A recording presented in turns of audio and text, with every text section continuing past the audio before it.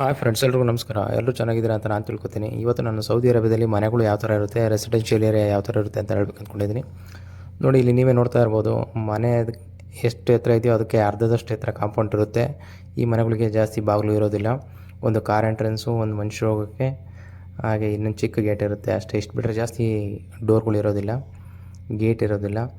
ಹಾಗೆ ಮನೆ ಮುಂದೆ ಚಿಕ್ಕ ಪುಟ್ಟ ಗಿಡಗಳಿರುತ್ತೆ. ಹಾಗೆ ಮನೆ ಮುಂದೆ ನಾವೆಲ್ಲೂ ಸಹ ಬೈಕ್ ನೋಡೋದಕ್ಕೆ ಸಾಧ್ಯ ಇಲ್ಲ, ಕಾರ್ಗಳನ್ನಷ್ಟೇ ನೋಡ್ತೀವಿ.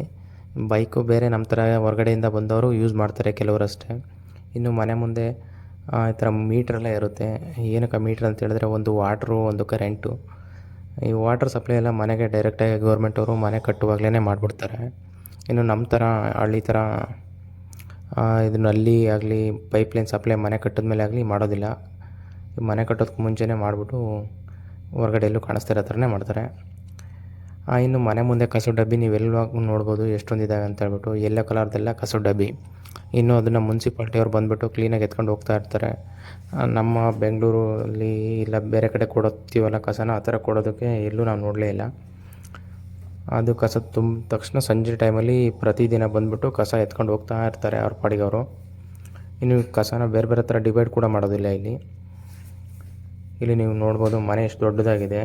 ಹಾಗೆ ಪಾರ್ಕಿಂಗ್ ಜಾಗ ಕೂಡ ವಿಶಾಲವಾಗಿದೆ. ಇದೇ ಥರ ಎಲ್ಲ ಕಡೆ ಮನೆಗಳ ಮುಂದೆನೂ ತಮ್ಮ ಕಾರ್ಗಳಿಗೆ ಎಷ್ಟು ಪಾರ್ಕಿಂಗ್ ಜಾಗ ಬೇಕೋ ಅಷ್ಟು ಇನ್ನೊಂದು ಸ್ಪೆಷಲ್ ಏನಪ್ಪ ಅಂತ ಹೇಳಿದ್ರೆ, ನಾನು ಇಲ್ಲಿ ನೋಡಿದ್ದು ಯಾವುದೇ ಮನೆಗಳಿಗೆ ನೇಮ್ ಇರೋದಿಲ್ಲ. ಎಲ್ಲ ಮನೆ ಮುಂದೆ ಒಂದು ಚಿಕ್ಕದ ನಂಬರ್ ಇದ್ದರೆ ಇರುತ್ತೆ, ಇಲ್ಲಾಂದರೆ ಅದೂ ಇಲ್ಲ. ನೋಡಿ, ಇಲ್ಲಿ ಸಹ ನೀವು ಕಸ ಡಬ್ಬಿನ ನೋಡ್ಬೋದು. ಮನೆ ಮುಂದೆ ನೋಡಿ ಎಷ್ಟು ವಿಶಾಲವಾಗಿ ಜಾಗ ಇದೆ. ಕೆಲವರೆಲ್ಲ ಗಿಡ ಕೂಡ ಹಾಕ್ಕೋತಾರೆ. ಇನ್ನು ಜಾಸ್ತಿ ಗಿಡ ಎಲ್ಲ ಬೆಳೆಯೋದಿಲ್ಲ ಇಲ್ಲಿ, ಹಾಗಾಗಿ ಡೇಟ್ಸು ಅಂದರೆ ಈಚಿನ ಗಿಡ ಅಷ್ಟೇ ಹಾಕ್ತಾರೆ ನಾನು ನೋಡಿದಾಗ. ಇನ್ನು ಕೆಲವರೆಲ್ಲ ಜಾಲಿ ಗಿಡ ಬೆಳೆಸಿರ್ತಾರೆ, ಅದೇ ಇಲ್ಲಿ ಸ್ಪೆಷಲ್ಲು.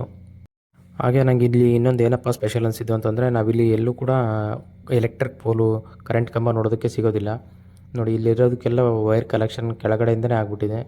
ಎಲ್ಲೂ ಕೂಡ ಲೈನ್ ಆಗಲಿ ಕಂಬ ಆಗಲಿ ಕಾಣಿಸೋದೇ ಇಲ್ಲ.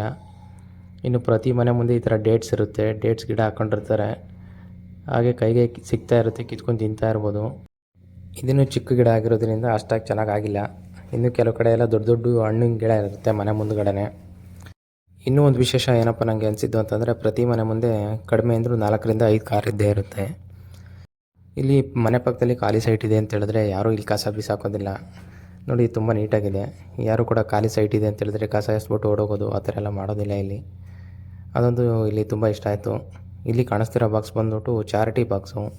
ಇದರಲ್ಲಿ ನಿಮಗೆ ಯೂಸ್ ಆಗಿಲ್ಲದೆ ಇರೋ ವಸ್ತುಗಳು ಏನಾದರೂ ಇದ್ದರೆ ಇದರಲ್ಲಿ ನೀವು ನೀಟಾಗಿ ಪ್ಯಾಕ್ ಮಾಡಿ ಹಾಕಿದರೆ ಅದನ್ನು ಗೌರ್ಮೆಂಟವರು ಬೇರೆಯವ್ರಿಗೆ ಕೊಡ್ತಾರೆ.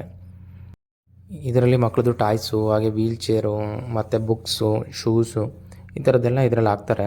ಹಾಗೆ ಬಿಸಾಕೋಂಥದ್ದನ್ನೆಲ್ಲ ಇದರಲ್ಲಿ ಹಾಕ್ಬಾರ್ದು, ಕಸನೆಲ್ಲ ತಂದು ಇನ್ನೊಬ್ರಿಗೆ ಯೂಸ್ ಆಗುತ್ತಿರೋದನ್ನ ತಂದುಬಿಟ್ಟು ಹಾಕಿದ್ರೆ ಬೇರೆಯವ್ರಿಗೆ ಯೂಸ್ ಆಗುತ್ತೆ. ಅದೊಂದು ಇದ್ರದ್ದು ಉದ್ದೇಶ.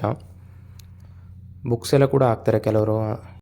ಹಾಗೆ ನಾನು ಹೇಳಿದ್ನಲ್ವ, ಪ್ರತಿ ಮನೆ ಮುಂದೆ ಈ ಥರ ಮೀಟರ್ ಇರುತ್ತೆ. ಏನಕ್ಕೆ ಅಂತ ಹೇಳಿದ್ರೆ ಕರೆಂಟ್ ಬಿಲ್ಲು ಹಾಗೆ ನೀರಿನ ಬಿಲ್ಲು ಇಲ್ಲೇ ಮನೆ ಒಳಗಡೆ ಹೋಗಿ ಕರೆಂಟ್ ಬಿಲ್ ಕೊಡೋದು ಕೆಲಸನೇ ಇಲ್ಲ ಇಲ್ಲಿ. ಇಲ್ಲೂ ಸಹ ನೀವು ನೋಡ್ಬೋದು ಮನೆದು ಕಾಂಪೌಂಡ್ ವಾಲ್ ಎಷ್ಟು ಎತ್ತರ ಇದೆ ಅಂತ. ಒಂದು ಫ್ಲೋರ್ ಅಷ್ಟು ಎತ್ತರನೇ ಇದೆ. ಹಾಗೆ ಇಲ್ಲಿ ಮನೆದು ಡ್ರೈನೇಜ್ ಸಿಸ್ಟಮ್ ಎಲ್ಲ ಅವ್ರದ್ದು ಮನೆಗೆ ಸಪ್ರೇಟಾಗಿರುತ್ತೆ. ನಮ್ಮ ಇಂಡ್ಯಾದಲ್ಲಿ ರೋಡನ್ನು ತೆಗೆದ್ಬಿಟ್ಟು ಅದನ್ನ ಮತ್ತೆ ಹಾಕೋದು ಆ ಥರ ಎಲ್ಲೂ ನೋಡಿಲ್ಲ ನಾನು. ಈ ಥರದನ್ನ ಅವ್ರ ಮನೆಯವ್ರು ಫಿಲ್ ಆದಾಗ ಅವರೇ ಕ್ಲೀನ್ ಮಾಡಿಸ್ಕೋತಾರೆ. ರೋಡ್ ಮಧ್ಯದಲ್ಲಿ ಎಲ್ಲೂ ನಾನು ನೋಡಿಲ್ಲ. ಮತ್ತು ಮ್ಯಾನ್ಯುವಲು ಅಂದರೆ ಮನುಷ್ಯ ಇಳಿದ್ಬಿಟ್ಟು ಕ್ಲೀನ್ ಮಾಡೋದು ಆ ಥರದ್ದೆಲ್ಲೂ ಸಹ ನಾನು ನೋಡಿಲ್ಲ. ಈ ಸಿಸ್ಟಮ್ ನನಗೆ ತುಂಬಾ ಇಷ್ಟ ಆಯಿತು. ಇನ್ನು ಪ್ರತಿ ಮನೆ ಮುಂದೆ ಈ ಥರ ವಿಶಾಲವಾಗಿ ಜಾಗ ಇರುತ್ತೆ. ಎಲ್ಲೂ ಕೂಡ ಅಕ್ಕಪಕ್ಕ ಮನೆ ಚಿಕ್ಕದಾಗಿ ಮನೆ ಕಟ್ಕೊಳ್ಳೋದು ಸಾಧ್ಯನೇ ಇಲ್ಲ. ಇಲ್ಲಿದು ಮತ್ತೊಂದು ವಿಶೇಷ ಏನಪ್ಪ ನಂಗೆ ಅನಿಸಿದ್ದು ಅಂತ ಹೇಳಿದ್ರೆ, ಮನೆಗಳ ಡಿಸೈನ್ ಎಲ್ಲ ಒಂದೇ ಥರನೇ ಇರುತ್ತೆ ನೋಡೋದಕ್ಕೆ. ನೋಡ್ತಾ ಕನ್ಫ್ಯೂಸ್ ಆಗೋಗುತ್ತೆ ಯಾವುದು ನಮ್ಮ ಮನೆ ಅಂತ ಹೇಳ್ಬಿಟ್ಟು. ಇನ್ನು ಎಲೆಕ್ಟ್ರಿಕ್ದು ನಮ್ಮ ಕಡೆ ಟ್ರಾನ್ಸ್ಫಾರ್ಮರ್ ಎಲ್ಲ ಇರುತ್ತಲ್ಲ, ನೋಡಿ ಎಷ್ಟು ನೀಟಾಗಿ ಮಾಡಿದ್ದಾರೆ. ಇದರಿಂದ ಯಾರಿಗೂ ಏನೂ ಅಪಾಯ ಆಗೋದಿಲ್ಲ. ನಮ್ಮ ಇಂಡ್ಯಾದಲ್ಲಿ ಮೇಲ್ಗಡೆ ಇರುತ್ತೆ, ಓಪನ್ ಆಗಿರುತ್ತೆ. ಮಳೆ ಬಂದಾಗ ಹಾಗೆ ಗಾಳಿ ಬಂದಾಗ ಬಿದ್ದುಬಿಟ್ಟು ಇನ್ನೊಬ್ರಿಗೆ ತೊಂದರೆ ಆಗುತ್ತೆ. ಇದು ಫೈರ್ ಎಸ್ಟಿಂಗ್ವಿಷರು. ನೋಡಿ, ಇಲ್ಲಿಂದ ನಮ್ಮ ಏರಿಯಾದಲ್ಲಿ ಅಂದರೆ ಪ್ರತಿ ಏರಿಯಾ ಮೂಲೆಯಲ್ಲಿ ಈ ಥರ ಮಾಡಿದ್ದಾರೆ. ಎಲ್ಲೇ ಏನೇ ಫೈರ್ ಆದರೂ ಇಲ್ಲಿಂದ ಕನೆಕ್ಷನ್ ತೊಗೊಂಡ್ಬಿಟ್ಟು ಫೈರ್ ಟೀಮ್ ಅವರು ಬೆಂಕಿನ ಈಸಿಯಾಗಿ ಆರಿಸ್ತಾರೆ. ಪ್ರತಿ ಏರಿಯಾ ಬಿಲ್ಡ್ ಆಗೋದಕ್ಕೂ ಮುಂಚೆ ಈ ಥರ ಮಾಡಿಬಿಟ್ಟಿದ್ದಾರೆ. ತುಂಬಾ ಇಷ್ಟ ಆಯಿತು ನನಗೆ ಈ ಸಿಸ್ಟಮು. ಎಷ್ಟು ದೊಡ್ಡ ಬೆಂಕಿ ಬಿದ್ದರೂ ಕೂಡ ಈಸಿಯಾಗಿ ಆರಿಸ್ಬೋದು. ಎಲ್ಲ ಸರಿ, ಪಾರ್ಕಲ್ಲಿ ಅಂತೀರಾ, ಬನ್ನಿ ಪಾರ್ಕ್ ಹೋಗೋಣ. ಪ್ರತಿ ಏರಿಯಾದಲ್ಲಿ ಈ ಥರ ಒಂದು ಪ್ಲೇ ಗ್ರೌಂಡ್ ಇರುತ್ತೆ. ನಮ್ಮ ಕಡೆ ಇನ್ನೇನು ಕ್ರಿಕೆಟ್ ಫೇಮಸ್ ಅಲ್ವಾ, ಆದರೆ ಇಲ್ಲಿ ಫುಟ್ಬಾಲ್ ಫೇಮಸ್ಸು. ನೋಡಿ ಮಕ್ಕಳೆಲ್ಲ ಎಷ್ಟೊಂದು ಆಡ್ತಿದ್ದಾರೆ. ಈಗಂತೂ ವಿಂಟರ್ ಆಗಿರೋದ್ರಿಂದ ಸಂಜೆ 4 ಗಂಟೆಗೆ ಕತ್ತಲಾಗುತ್ತೆ. ಸಂಜೆ ಆದರೆ ಸಾಕು ಸಿಕ್ಕಾಪಟ್ಟೆ ಫುಟ್ಬಾಲ್ ಆಡ್ತಾರೆ. ಇನ್ನು ಪಾರ್ಕೆಲ್ಲ ನೋಡಿ ಎಷ್ಟು ಚೆನ್ನಾಗಿದೆ. ಎಲ್ಲೂ ಗಲೀಜಿಲ್ಲ, ಎಲ್ಲೂ ಸೊಳ್ಳೆ ಇಲ್ಲ. ಸೊಳ್ಳೆ ಅಂತೂ ನಾನು ನೋಡಲೇ ಇಲ್ಲ. ಮಕ್ಕಳೆಲ್ಲ ಈ ಥರ ಎಲೆಕ್ಟ್ರಿಕ್ ಸ್ಕೂಟ್ರ್, ಬೈಕ್ ರೆಂಟಲ್ಲಿ ತಗೊಂಡು ಆಡ್ತಾ ಇರ್ತಾರೆ. ಇನ್ನು ಫ್ಯಾಮಿಲಿ ಜೊತೆ ಎಂಜಾಯ್ ಮಾಡೋರು ಫ್ಯಾಮಿಲಿ ಜೊತೆ ಎಂಜಾಯ್ ಮಾಡ್ತಾ ಇರ್ತಾರೆ. ನೋಡಿ ಎಷ್ಟು ವಿಶಾಲವಾಗಿದೆ. ಟೋಟಲಾಗಿ ನನಗೆ ಸೌದಿ ಅರೇಬಿಯಾ ತುಂಬಾ ಇಷ್ಟ ಆಯಿತು. ಯಾಕೆ ಅಂತ ಹೇಳಿದ್ರೆ ತುಂಬ ನೀಟಾಗಿ ಕ್ಲೀನಾಗಿ ಮೇಂಟೈನ್ ಮಾಡಿದ್ದಾರೆ. ಅದರಿಂದ ಎಲ್ಲಂದ್ರಲ್ಲೇ ಕಸ ನೋಡಲಿಲ್ಲ, ಹಾಗೆ ಜಗಳಗಳು ನೋಡಿಲ್ಲ. ಟ್ರಾಫಿಕ್ ರೂಲ್ಸ್ ಕೂಡ ಹಾಗೆಯೇ ಫಾಲೋ ಮಾಡ್ತಾರೆ, ಎಲ್ಲರೂ ಖಂಡಿತ ಫಾಲೋ ಮಾಡ್ತಾರೆ. ಇನ್ನು ಕಳ್ತನ ಅಂತೂ ನಾನೆಲ್ಲೂ ನೋಡಿಲ್ಲ. ಇದ್ದೇ ಇರುತ್ತೆ, ಆದರೆ ನಾನೆಲ್ಲೂ ನೋಡಿಲ್ಲ. ಇನ್ನು ಪಾರ್ಕಲ್ಲೆಲ್ಲ ಫ್ಯಾಮಿಲಿ ಕೂತಿದೆ, ಲೇಡೀಸ್ ಇದ್ದಾರೆ ಅಂತ ಹೇಳಿದ್ರೆ ಬೇರೆ ಯಾರು ಬಂದು ಚುಡಾಯಿಸೋದಾಗಲಿ ಮತ್ತೊಂದಾಗಲಿ ಮಾಡೋದಿಲ್ಲ. ಇದುವರೆಗೂ ನಾನು ನೋಡಿಲ್ಲ ಅದನ್ನ. ಒಂದು ಫ್ಯಾಮಿಲಿ ಇದ್ದಾರೆ, ಲೇಡೀಸ್ ಇದ್ದಾರೆ ಅಂತ ಹೇಳಿದ್ರೆ ಎಲ್ಲರೂ ದೂರನೇ ಓಡಾಡ್ತಾರೆ. ಈವನ್ ನಾವು ಕೂಡ ದೂರನೇ ಹೋಗ್ತೀವಿ. ಆ ಥರ ಇದೆ. ಎಲ್ಲರೂ ಪೀಸ್ಫುಲ್ಲಾಗಿ ಇದ್ದಾರೆ ಅಂತ ನಾನು ಭಾವಿಸ್ತೀನಿ. ಈ ಥರ ನಮ್ಮ ಇಂಡಿಯಾದಲ್ಲಿ ಆದಷ್ಟು ಬೇಗ ಆಗಲಿ ಅಂತ ನಾನು ಆಶಿಸ್ತೀನಿ.